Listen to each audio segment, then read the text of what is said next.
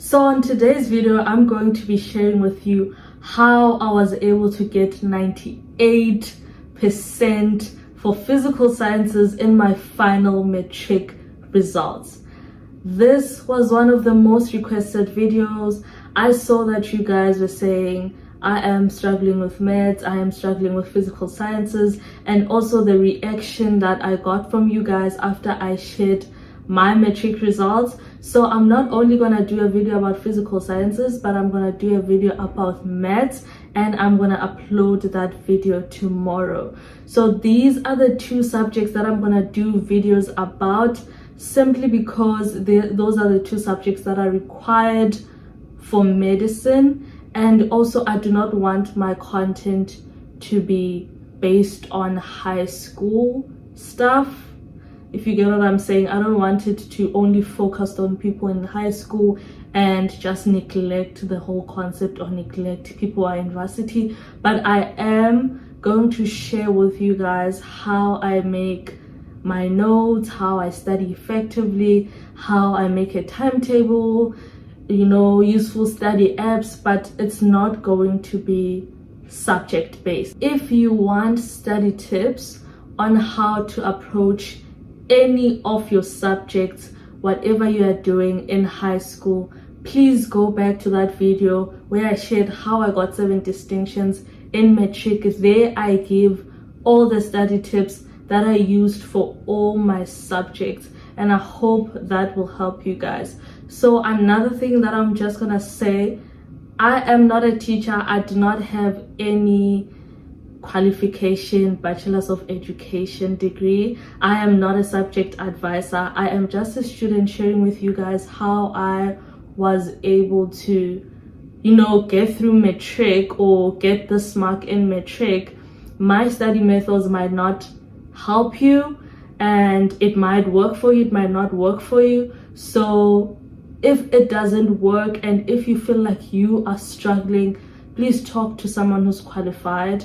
Please talk to a teacher. Please talk to literally anyone if my tips are not working, because I unfortunately cannot help you beyond this. Like, if I am sharing with you how I did and you still feel like you are struggling or you need more help than this, unfortunately I cannot help. Please reach out to the people that can assist you. So these tips are not only for people who are in MATRIC. You can use them when you're in grade 10 or grade 11, but I'm going to be focusing more on MATRIC because that is when I got the 98. So in grade 10, these were my marks for physical sciences, and in grade 11, these were my marks for physical sciences. I was not performing that badly, as you can see. I was kind of like average, above the high end of average, but I was not able to get a distinction in grade 10 and in grade 11. And in grade 12, this is when I was able to get a distinction for physical sciences. And I think in grade 12, that is when I had mastered what works for me and what doesn't work for me. And also I was paying attention to my study methods. I was putting time in my work. So I am going to give you what I did in grade 11 in order for me to achieve this big mark. Number 1, I made time to study. I told myself, Andiswa, you have 24 hours a day, and hours from that day has to be dedicated for studying. I didn't study whenever I felt like studying. I studied when I should be studying, which was every day. So for example, to make it practical, I knew that about 8 hours I spend at school. Like, if I'm gonna be at school from like 7 a.m. to 2 p.m. or 3 p.m. Those hours I cannot control in my day. I cannot simply skip school. I cannot be studying independently. So they are minus from the 24 hours. And now I'm left with 16 hours.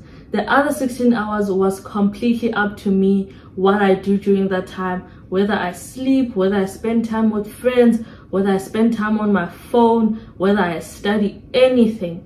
And to me, I told myself that at least 6 hours a day, I want to dedicate it to my books, to studying. And that disciplined me quite a lot. because I knew that, okay, if I'm saying at least 6 hours to probably 8 hours max a day I am studying, meaning that the other 8 hours is left for sleeping, eating, showering, TV, and all the other extra activities. And to me, I know for you guys can sound like, that is a punishment, it's like you're in jail. I had to adjust my mind like that in order for me to stay focused and in order for me to stay dedicated in my studies, so that I knew that if I was gonna spend 3 hours on TV, I am eating my sleeping time. If I'm gonna be spending time with friends, I am eating my sleeping time. Basically, I'm using up my sleeping time, and that made me so disciplined. That made me so disciplined because every time, whatever that I was doing, I knew that I was using some time. Like, be conscious with your time. Don't just spend 2 hours randomly on something and then you look back, what have you done in those 2 hours? You haven't done anything productive. So for me, I made time for my studies and I dedicated time. So that's the first thing I did. And another thing that I already shared on that video on how I got 7 distinctions in MATRIC is that create a study timetable. That is another thing that I did that helped me quite a lot. So for physical sciences, I didn't study physical sciences as a whole subject, but I studied it according to topics. So I divided it into like all the topics that we are studying in MATRIC, and I would study topic per topic. If you want to know what topics are there in MATRIC for physical sciences, you probably do know by now, but if you want to confirm them, take any past final MATRIC paper or past trial paper, literally from question 2 up until the last question. At the top, you'll find the topic name. So that is what I used to study, and it helped me quite a lot because after tackling that kind of topic, I can simply go to a question paper and test myself. So in high school, my teacher would teach like one topic for like 2 weeks or 3 weeks, depending on their program or their timeline that they are following. I forgot what the term is called, but all teachers do follow that timeline that, okay, each topic you spend this amount of weeks. And I made sure that I am not behind. I am always up to date, if not ahead, so that every time a teacher is talking about something in class, I completely understand, so that that 8 hours I spend in school, it is not wasted. Okay, so I make sure that I interact in class, I ask questions, I answer. You know, if the teacher asks questions, I was not really one of those people who had their hands up all the time, but if you probe me to answer your question, I would know the answer because I was engaging in that way and I engaged with my work.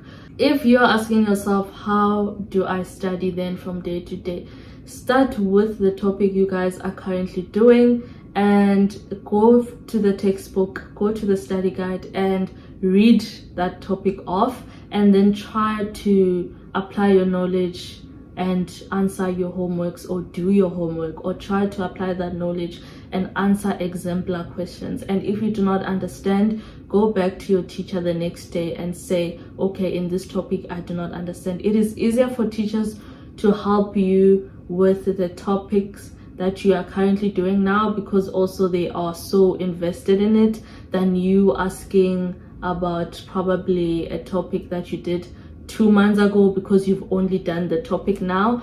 But that shouldn't discourage you to answer questions. You should answer any kind of question, but I am saying it is much easier that when your teacher is teaching this type of topic, you are also doing that topic, so that you are in sync with the teacher, and every time they are doing examples on the board, you understand what is going on. And I personally preferred to stay ahead so that I knew my work, basically. So I didn't rely on teachers to teach me basics. I was able to teach basics myself. Fortunately, I was able to watch videos and get the concept before a teacher comes to teach me. So whenever a teacher taught me something or started a topic, I was already there. And if you are able to do that, then do it. It worked for me. Staying on top of your work and making sure that when a teacher goes through the work, you have already done it. So another thing that I did was to use multiple resources. For physical sciences, as I said, it is a very, very practical subject. It doesn't really need like a lot of notes. You don't need like 8 textbooks to tell you how to calculate something. If you get two textbooks are actually enough. I found one enough. So I used Answer Series Study Guide for my basics. So I would just read off that study guide for basics and then do exemplar questions. And then from there, I would move to my Mindset Learn Extra, which was like a workbook. I bought it from CNA, but I'm not sure if it's still there now. But if you can't access that book, go to Mindset Learn Extra, either on YouTube or either on TV. The last time I checked, it was playing on 319. They teach really good and they tackle past papers there.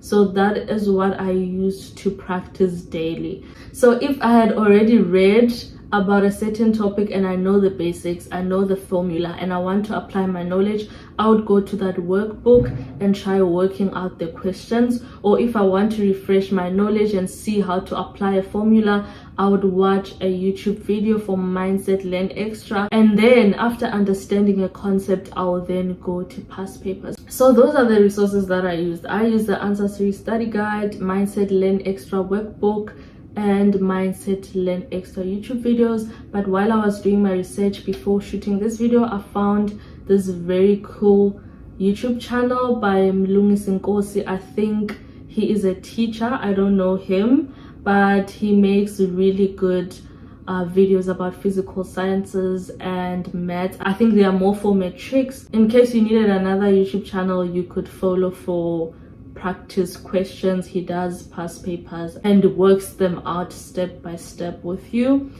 Another useful tip, something that really worked for me, I know you've heard this probably 1,000 times, but I'm gonna say it again, is definitely past papers. I made sure that in grade 12 I would say at least 100 past papers. I've done them, but it's probably definitely more than that. The reason why I did past papers was to know every possible way they could set a question. And I knew that I needed to do at least 100 questions per topic for me to stand a better chance in knowing every possible way they could set a question. Because I knew that they were not all of a sudden gonna invent a new way of testing a question right now in my metric. So the question that I'm about to write in that exam has been tested before, but now I'm probably gonna get new values, or they're gonna use a different object like a brick instead of a ball. Do you get what I'm saying? So what I did is I exposed myself to all the methods and all the ways they could possibly test a question, so that when I get into that exam I know that okay, they are asking me to calculate this way. I don't want to lie, when I got into my exam and I opened that question paper, I already knew what they were asking from me, and I already knew the kind of method I am going to use because I am experienced. Physical sciences is more about experience and understanding than your memory. You need to expose yourself to all the kind of questions they could possibly ask you so that you are familiar with them when it comes to your exam. It might happen that you come across a question and you'll be like, oh, this is a similar question that I've done before, just that now they've changed the values. But if you're not gonna do any past paper, every question is just going to be a surprise to you. Because if you're going to rely on your textbook or your teacher, you might know one method, 2 or 3 of how they could test a question, and then they come with method number 7 that you haven't reached. So for me, I made sure that I exposed myself to every kind of ways they could test a question. So what I did is I used past papers past trial papers, past final papers, past June papers from different provinces. Like I used past papers from Limpopo, Gauteng, Free State, KZN. I used supplementary past papers. I used past papers from as old as when CAPS began. I did all of that because I wanted to make sure that I have enough experience to answer that question when I get to the exam. There's this app called High Physical Sciences. I used it to source past papers for MATRIC finals. I think they have every final exam for physical sciences and they have answers. So it's like a memo, a question paper and a memo for each year where they work it out. And you can download it from your phone, from your tablet, and you can use that as well. Other than that, I really went on Google and Googled past papers. You can get thousands of past papers from there. I will also share a link on my description box on where to find a compilation of past papers, including provincial past papers. Another thing that I did in MATRIC, I attended every extra class that was available in my school. I was not ignorant.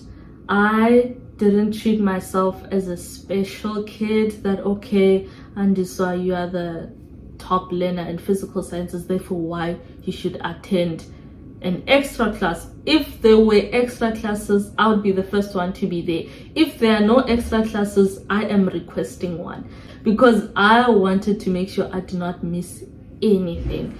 And I went on as far as finding tutors. So my mother is a subject advisor. She knows which teacher is the best in this subject for that province or for that region. So she would request them to teach me a specific subject. And I remember in MATRIC, I would go for classes for maths and physical sciences. So what would happen is every time that teacher has an extra class at their school and I do not have an extra class in my school, my mom would drive me to that class.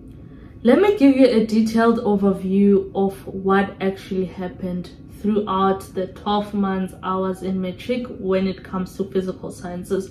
So my teachers in high school made sure that we finish all the topics by June exams, so that in June holidays we are preparing for trial. So that is what exactly happened. By June, I had already went through each and every topic that I should go through in MATRIC, and I had already mastered the basics. So during my June holidays, I attended winter classes every day, and I would come back home and practice past papers. So that is what happened. And what I used to do is that I used to take a question paper, sit down like I am writing a formal exam, take my clean sheet of paper, take my pen, and answer that question paper from question 1 up until the last question.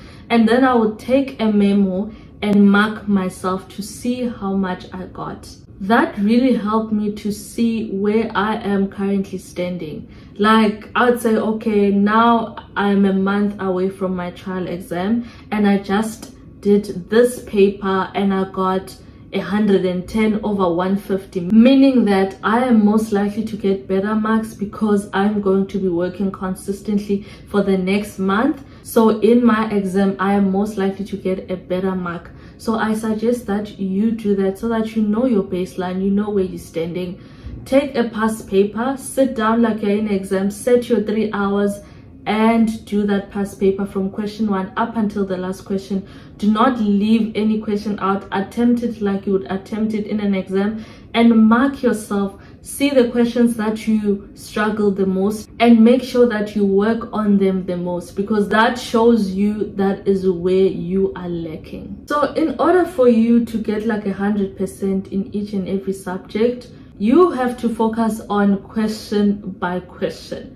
You have to say, okay, for out of 20 for this question I get a 20, out of 15 for this question I get a 15. So you need to make sure that when you study, you make sure that when it comes to forces or electricity, I am 100% sure that whatever question that is gonna come out of that, I am gonna get 100%. So if you are lacking in a certain topic, make sure that you go back to that topic and study it, because that is the topic that is gonna betray you in that exam. And also make sure that you know your definitions. This is the easiest way you can score your marks in that physical sciences paper. Make sure that you memorize your definitions quite well. So how I would write my exam is that I would start with my favorite question. So if you didn't know, you are not forced to start with question 1 and end with the last question. You can start with question 7, follow question 9, follow question 13, go back to question 1. That is exactly what I did. I started with a question that I loved the most, so that it sets my mood up. I know that, okay, my favorite question, the one that I love the most, the one that I'm sure that I'm gonna get 100% in, I do it first, and then I end with the question that I do not like. Another thing is that I went back and read each and every question over and over again. Even those questions I found very easy to attempt. I made sure that I read over the questions so that I avoid silly mistakes. In that exam room, I was literally the last person to finish my exam, because I didn't just want to finish my exam in under 2 hours. For what? If you are not gonna get 100% in your exam, why did you exit before the time? I just don't understand the concept of people rushing out of exams. So take your time to avoid silly mistakes. Go back to the questions, read them again, make sure that you calculated every question the way you should, and make sure that your definitions are correct, and make sure that you didn't leave out any question. So when I was studying and I found that there's a topic that I really struggle with, I made sure that I practiced that question or practice that topic up until I master it, because what I was trying to make sure of is that I am 100% confident when it comes to all of my topics. I didn't only master the topics that I loved and found easy, I went to the hard questions and make sure that I know them as well. So I would advise you to study those hard topics if you want to get a good mark. Don't say that, okay, out of 10 topics I'm gonna study 7, and those 3 topics I'm just gonna see what I can do, because those 7 topics might betray you. You might get 4 out of 7, and now you realize that actually I need the 3 from those topics, and most likely hard topics have very high marks. So make sure that you attempt those hard topics as well. So in all the tips that I've given you, you can certainly tell that it takes so much dedication and hard work. So be dedicated. It is all about sacrifice. You have to sacrifice social media, unfortunately. You have to sacrifice sleep. Like, if I can go on and tell you guys how many hours I slept, toxic, right? But it is all worth it. It is all worth it. If you are still trying to balance rest and hard work during times when you should work hard, you are not gonna get good results. You need to sacrifice in order for you to achieve the best results possible. If it means sacrificing sleep, do that. But I'm not saying overwork yourself up until you feel like you can't go anymore. No, I did give myself time to rest, but I made sure that when it's time to work, I do work. I didn't force myself to sleep 8 hours a day, because I knew that that was impossible at that time. I was like, okay, there are seasons for everything. There's a season to rest and a season to work, and right now it is a season to work for me, and I made sure that I worked really hard. So that is what I'm going to advise you guys. Do not force balancing your life. Don't say, I want to balance my studies, balance social media, balance having a great time, balance sleep. You're just not gonna get it right. Focus on what you are focusing right now and get it over and done with. After that, you'll have all the time in the world to focus on other aspects of your life. So guys, we've come to the end of the video. I hope you found this video useful. I'm happy to announce that we now have a new feature on our channel, which is a feature to thank me or to give me a tip if you found the video